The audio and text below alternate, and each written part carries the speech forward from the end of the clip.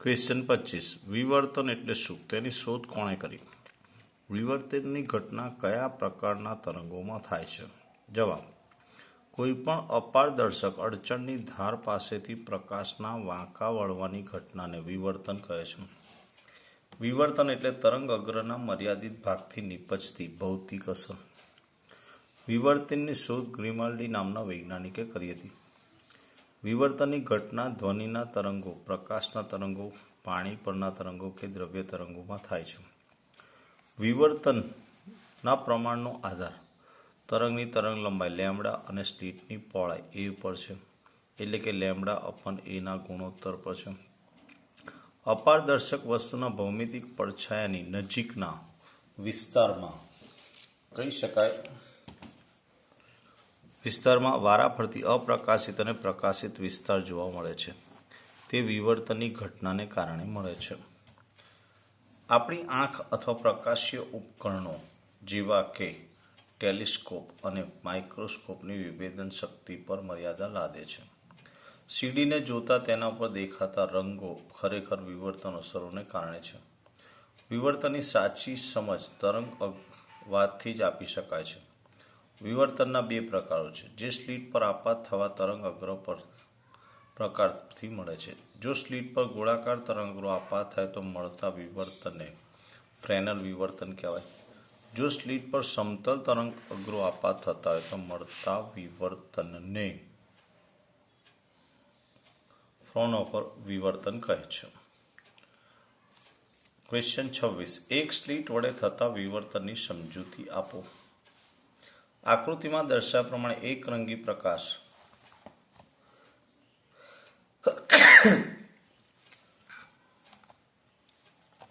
ઉદ્ગમને એક બહિર્ગોળ લેન્સના મુખ્ય કેન્દ્ર પર રાખતા તેમાંથી બહાર આવતા તરંગો સમાંતર હોય અને સમતલ તરંગ મળે જે સ્લિટ એલએન પર આપાત થાય. તો અહીંયા આપણને સ્લિટ આપી છે, આ બહિર્ગોળ લેન્સ, આ એલ, આ એન, M1, M2. હાઇગેન્સના સિદ્ધાંત અનુસાર સ્લિટ પરના સમતલ તરંગ પરના બધા જ કણો સ્વયં સ્વતંત્ર એવા ગૌણ ઉદ્ગમ તરીકે વર્તે અને પોતાની આસપાસ ગૌણ ગોળાકાર તરંગો ઉત્સર્જિત કરે, જે સ્લિટમાંથી બહાર નીકળે ત્યારે વ્યતિકરણ અનુભવી સહાયક અને વિનાશક વ્યતિકરણ રચે. પરિણામે તેના માર્ગમાં મૂકેલો બીજો બહિર્ગોળ લેન્સ મુખ્ય કેન્દ્ર પર રાખેલો પડદા પર પ્રકાશિત અને અપ્રકાશિત બિંદુઓ મળે, જે આપેલ આકૃતિમાં દર્શાવેલ છે. મધ્યસ્થ અધિકતમ જો સ્લિટની પહોળાઈ Ln બરાબર a હોય અને સ્લિટ ડી અંતરે મૂકેલા પડદા પરનું બિંદુ C એવું હોય કે જે સ્લિટ Lnના લંબ દ્વિભાજક પર આવેલું હોય, તો સ્લિટ Lnના M બિંદુ પાસે તેણે બનાવેલો કોણ શૂન્ય મળે, એટલે કે સ્લિટ પરના બધા જ કણોમાંથી ઉદ્ભવતા તરંગોનો પદ તફાત શૂન્ય મળે. તેથી સહાયક વ્યતિકરણ રચાય અને C બિંદુ પ્રકાશિત થાય, જેને મધ્યસ્થ અધિકતમ કહે છે, જે પ્રથમ આકૃતિમાં દર્શાવેલ છે. મધ્યસ્થ અધિકતમ માટેની શરત થીટા બરાબર 0 અને પદ તફાત પણ શૂન્ય હોવા જોઈએ. પદ તફાત માટેની ગણતરી. ધારો કે પડદા પર P બિંદુ આગળ વ્યતિકરણ માટે તે બિંદુ MC રેખા સાથે થીટા કોણ રચે છે. કાટકોણ ત્રિકોણ NQLમાં Ln બરાબર a, NQ બરાબર પદ તફાવત NP માઇનસ LP અને LQ બરાબર થીટા માટે સાઇન થીટા બરાબર NQ અપન Ln માટે NQ બરાબર પદ તફાવત બરાબર Ln સાઇન થીટા બરાબર a સાઇન થીટા. સમીકરણ 1 આપણે કહી શકાય. ન્યૂનતમના સ્થાન. ધારો કે પદ તફાવત NQ બરાબર લેમ્બડા હોય ત્યારે પડદા પર પ્રથમ ક્રમનું ન્યૂનતમ રચાય છે અને P બિંદુએ MC રેખા સાથે આંતરેલ કોણ θ1 છે. પદ તફાવત a સાઇન θ1 લેમ્બડા બરાબર a સાઇન θ1, જે પ્રથમ ક્રમના ન્યૂનતમની શરત છે. આ જ રીતે બીજા ક્રમના ન્યૂનતમની શરત 2 લેમ્બડા બરાબર a સાઇન θ2 અને nમા ક્રમના ન્યૂનતમ માટેની શરત n લેમ્બડા બરાબર a સાઇન θn, જ્યાં n બરાબર 1, 2, 3 so on. ન્યૂનતમ માટેની દિશા માટેનું સૂત્ર a સાઇન θn બરાબર n લેમ્બડા. જો θn ઘણો જ નાનો હોય તો સાઇન θn નિયરલી θn માટે a θn બરાબર n લેમ્બડા, માત્ર θn બરાબર n લેમ્બડા અપન એ સમીકરણ 2. ગૌણ અધિકતમના સ્થાન. ધારો કે સ્લિટના 3 સમાન ભાગ પાડીએ તો પ્રથમ 2 ભાગમાં આવતા તરંગગ્રહ એવી જોડ મળે કે જેમાંથી પી પાસે પદ તફાત 0 મળે. પણ સ્લિટના બાકી રહેલા ભાગ વચ્ચેના કણોમાંથી ઉત્પન્ન થતા તરંગોની અસરને લીધે 2 ન્યૂનતમો વચ્ચેનો બિંદુ આગળ તીવ્રતા મળે, જે પ્રથમ ક્રમનું ગૌણ અધિકતમ કહેવાય છે. આ માટે પી બિંદુ પાસે પદ તફાવત NQ બરાબર 3λ/2 ધારીએ અને પ્રથમ ક્રમના ગૌણ અધિકતમ પી માટે MC સાથે બનાવેલો કોણ θ1' હોય તો A sin θ1' બરાબર 3λ/2 છે. જો સ્લિટના 5 સમાન ભાગ કરીએ તો પ્રથમ અને બીજા તથા ત્રીજા અને ચોથા ભાગના તરંગ અગ્ર પરના કણોના લીધે પી પાસે તીવ્રતા 0, પણ બાકીના 5મા ભાગના કણોના લીધે પી પાસે તીવ્રતા મળે. જો તે MC સાથે θ2' કોણ રચે તો A sin θ2' બરાબર 5λ/2 એ બીજા ક્રમનું ગૌણ અધિકતમ મળે. આમ સ્લિટના 7, 9, 2n + 1λ/2 ભાગ પડતા અનુક્રમે ત્રીજા, ચોથા, nમા ક્રમના ગૌણ અધિકતમ મળશે. nમા ક્રમનો ગૌણ અધિકતમ માટેની શરત A sin θn' બરાબર 2n + 1λ/2 આપણે કહી શકાશે. જ્યાં n બરાબર 1, 2, 3, so on. ગૌણ અધિકતમની દિશા માટે A sin θn' બરાબર 2n + 1λ/2 માં θn' ઘણો આપણે કહી શકાશે નાનો હોય તો sin θn' બરાબર θn' લેતા A θn' બરાબર 2n + 1λ/2 θn' બરાબર 2n + λ/2 એ સમીકરણ 4. ક્વેશ્ચન 27. ફ્રોનહોફર વિવર્તનમાં પડદા પરની તીવ્રતા વિરુદ્ધ વિવર્તન કોણ થીટા માટેનો આલેખ દોરી તેની લાક્ષણિકતાઓ લખો. ફ્રોનહોફર વિવર્તનમાં પડદા પર મળતી પ્રકાશની તીવ્રતા વિરુદ્ધ વિવર્તન કોણ થીટાનો આલેખ દર્શાવ્યો છે. એટલે તીવ્રતા અને થીટા. આ આલેખ પરથી કહી શકાય કે મધ્યસ્થ અધિકતમની તીવ્રતા સૌથી વધારે હોય છે. 1. બધા જ ન્યૂનતમો પાસે પ્રકાશની તીવ્રતા 0 હોય છે. જેમ λ/A ગુણોત્તર નાનો તેમ વિવર્તન ઓછું અને તે ગુણોત્તર મોટો તેમ વિવર્તન વધુ. વિવર્તન કોણ વધતા અધિકતમોની તીવ્રતા ઘટે છે, એટલે કે ક્રમ વધતા તીવ્રતા ઘટે અને અધિકતમની પહોળાઈ પણ ઘટે છે. મધ્યસ્થ અધિકતમની કોણીય પહોળાઈ સ્લિટની પહોળાઈના વ્યસ્ત પ્રમાણમાં હોય છે. ક્વેશ્ચન 28. વ્યતિકરણ ભાત અને વિવર્તન ભાત વચ્ચેના તફાવત લખો. તો વ્યતિકરણ ભાત, વિવર્તન ભાત. 1. તે જુદા જુદા સુસંબદ્ધ ઉદ્ગમમાંથી ઉદ્ભવતા તરંગોના સંપાતીકરણને કારણે મળે, એટલે કે જુદા જુદા તરંગ અગ્રોના સંપાતીકરણથી ઉદ્ભવતી અસર છે. તે એક જ તરંગ અગ્રના જુદા જુદા ભાગોથી ઉદ્ભવેલા તરંગોના સંપાતીકરણને કારણે મળે છે. 2. પ્રકાશિત અને અપ્રકાશિત બધી જ વ્યતિકરણ શલાકાની પહોળાઈ સમાન છે. મધ્યસ્થ અધિકતમની પહોળાઈ સૌથી વધુ છે, પછી ક્રમ વધતા મળતા અધિકતમ અને ન્યૂનતમ માટે પહોળાઈ ક્રમશઃ ઘટે છે. બધી જ પ્રકાશિત શલાકાની તીવ્રતા સમાન હોય છે. મધ્યસ્થ અધિકતમની તીવ્રતા સૌથી વધારે અને ક્રમ વધતા તીવ્રતા ઘટતી જાય છે. અપ્રકાશિત વ્યતિકરણ શલાકાઓ સંપૂર્ણ અપ્રકાશિત હોય છે. અપ્રકાશિત વિભાગ સંપૂર્ણ અપ્રકાશિત હોતા નથી. બરાબર, એવું આપણે અહીંયા કહી શકાશે.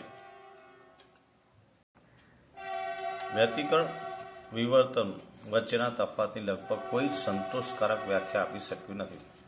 ફક્ત કેવી રીતે ઉપયોગ કરો છો તેના પર આધારિત છે. તેમની વચ્ચે કોઈ વિશિષ્ટ અને અગત્યનો ભૌતિક શાસ્ત્રીય તફાવત નથી.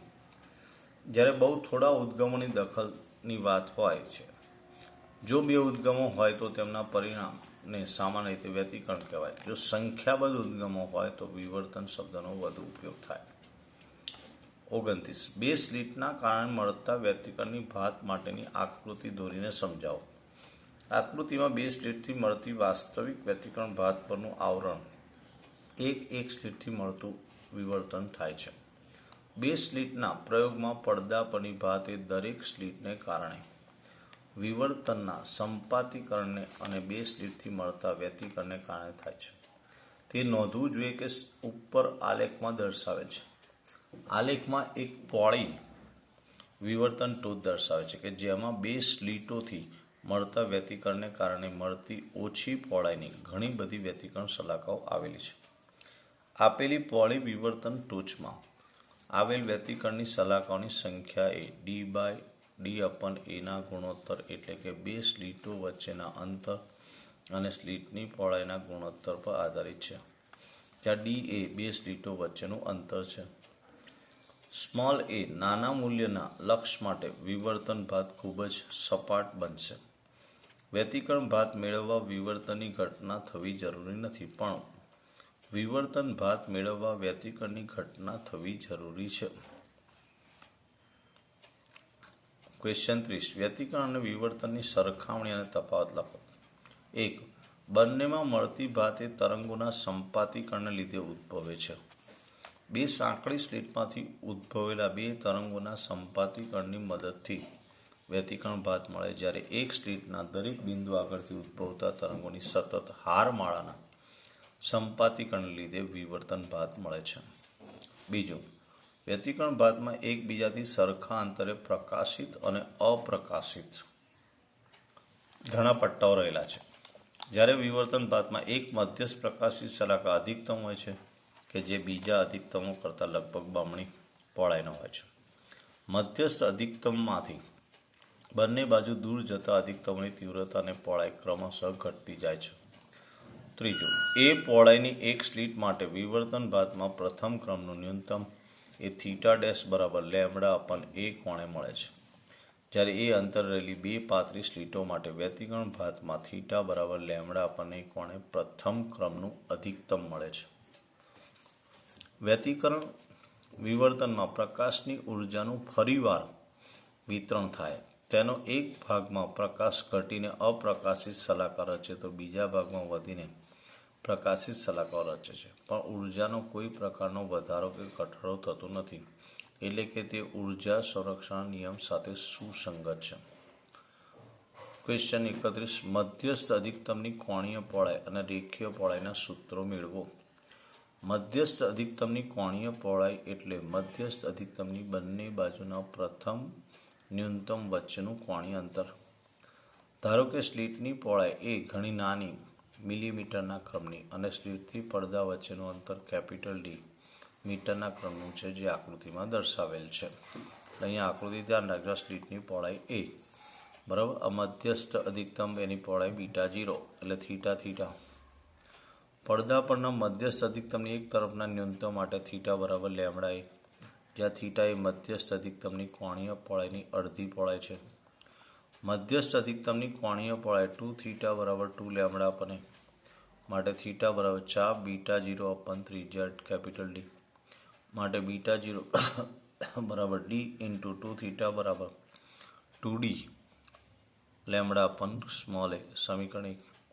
β0 એ મધ્યસ્થ અધિકતમની રેખીય પહોળાઈ છે, જેમાં મધ્યસ્થ અધિકતમની બંને બાજુ પ્રથમ ન્યૂનતમ વચ્ચેનું અંતર છે. ગૌણ અધિકતમની રેખીય પહોળાઈ. n-માં અધિકતમની કોણીય પહોળાઈ એટલે n-માં અને n+1માં ન્યૂનતમ વચ્ચેનું કોણીય અંતર. n-માં ન્યૂનતમનો ખૂણો θn બરાબર nλ/a. n+1 માટે ન્યૂનતમનો ખૂણો θn+1 બરાબર n+1λ/a. આપણે કહીએ n-માં ગૌણ અધિકતમની કોણીય પહોળાઈ θn+1 - θn બરાબર n+1λ/a nλ/a માટે θn+1 - θn બરાબર λ/a. n-માં ગૌણ અધિકતમની રેખીય પહોળાઈ બરાબર કોણીય પહોળાઈ D માટે β બરાબર λ D/a. સમીકરણ 1 પરથી β બરાબર β0/2 માટે β0 બરાબર 2β. સમીકરણ 3.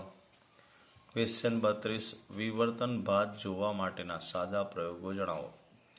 આકૃતિમાં દર્શાવ્યા પ્રમાણે બે રેઝર બ્લેડની ધાર એકબીજાને સમાંતર રહે તેમ રાખીને એક પ્રકાશિત બલ્બને તે ધારમાંથી જોવામાં આવે તો બલ્બની ફિલામેન્ટની આસપાસ પ્રકાશિત અને અપ્રકાશિત સલાખાઓ દેખાય છે.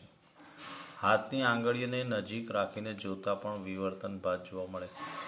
ખાદીના કાપડમાંથી પ્રકાશિત બલ્બને જોતા બલ્બના પ્રકાશિત ભાગની આસપાસ પ્રકાશિત અને અપ્રકાશિત સલાખાઓ જોવા મળે. સોડિયમ લેમ્પની સામે દૂર અને અપારદર્શક પડદા પર પિનહોલ હોય તો તેની પાછળ રાખેલા પડદા પર પ્રકાશિત અને અપ્રકાશિત ટપકા જોવા મળે. ક્વેશ્ચન 33. પ્રકાશ્ય ઉપકરણો માટે વિભેદન શક્તિ સમજાવો. ટેલિસ્કોપ માટે વિભેદન શક્તિ સમજાવો. પ્રકાશ્ય ઉપકરણો અહીંયા વિવર્તનની ઘટનાના કારણે ખૂબ નજીક રહેલી વસ્તુઓ કે તેમનો પ્રતિબિંબ જોવા મુશ્કેલી પડે છે.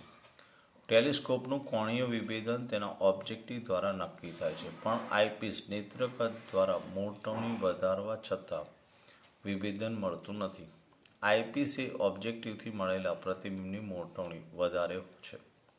એક બહિર્ગોળ લેન્સ ઉપર સમાંતર કિરણ જૂથ આપાત થાય તો બહિર્ગોળ લેન્સના લીધે આ સમાંતર કિરણપુંજ એક બિંદુ આગળ કેન્દ્રિત થશે, પણ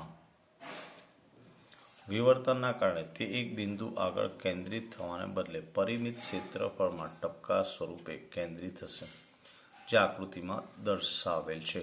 એટલે લેન્સની લંબાઈ 2a બરાબર, આપણે એના કેન્દ્ર લંબાઈ જેટલા અંતરે પડદો રાખેલો છે, એટલે મધ્યસ્થ અધિકતમ અહીંયા એની બરાબર પ્રતિબિંબ મળશે. અહીં બહિર્ગોળ લેન્સના લીધે મધ્યસ્થ પ્રકાશિત વિસ્તાર એરિંગ્સ ડિસ્કની આસપાસ વારાફરતી અપ્રકાશિત અને પ્રકાશિત રીંગો મળે છે, તેને એરેસ રિંગ કહે છે, તે જોવા મળે છે. મધ્યસ્થ પ્રકાશિત સલાખા વર્તુળાકાર તકતીની ત્રિજ્યાનું સન્નિકટ મૂલ્ય છે. જો f એ લેન્સની કેન્દ્ર લંબાઈ અને 2a વર્તુળાકાર દર્પણ મુખનો વ્યાસ અથવા બહિર્ગોળ લેન્સનો વ્યાસ પૈકી જે નાનું હોય તો મધ્યસ્થ અધિકતમની રેખીય પહોળાઈ 1.22 લેમ્બડા કેપિટલ F અપન 2m માટે મધ્યસ્થ અધિકતમની ત્રિજ્યા R0 બરાબર 1.22 લેમ્બડા સ્મોલ f અપન 2a બરાબર 0.61 lambda f અપન a.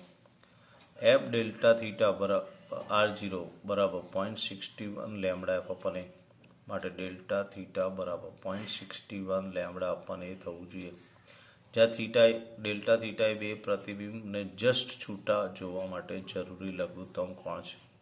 Delta theta એ ટેલિસ્કોપનું કોણીય વિભેદન કહેવાય. કોણીય વિભેદનના વ્યસ્તને વિભેદન શક્તિ અથવા ભૌમિતિક વિભેદન કહે છે.